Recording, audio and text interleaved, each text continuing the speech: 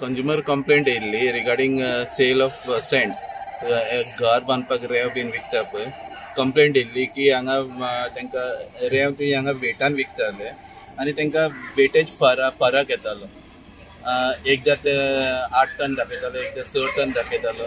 सो आमी हांगा इन्स्पेक्शनाक येयल्ले. इन्स्पेक्शनाक येयले तेन्ना आमकां हांगा एक क्लिपींग मेळ्ळें विकतात ते आनी आमी हांगा वेट घालून केन्ना चॅक केलो तेन्ना आमकां इरेटीक डिलिव्हरी सापडली.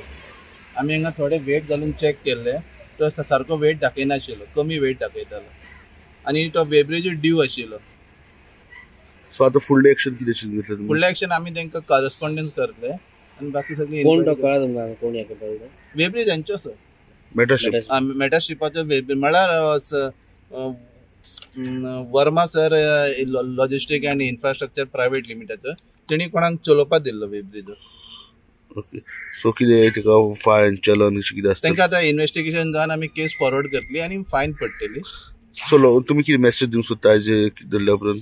नाही, आमी तुमकां सगळ्याक कितें सांगपाक सोदता की तुमी कितें घेता ते वेट सारके चॅक करून घे.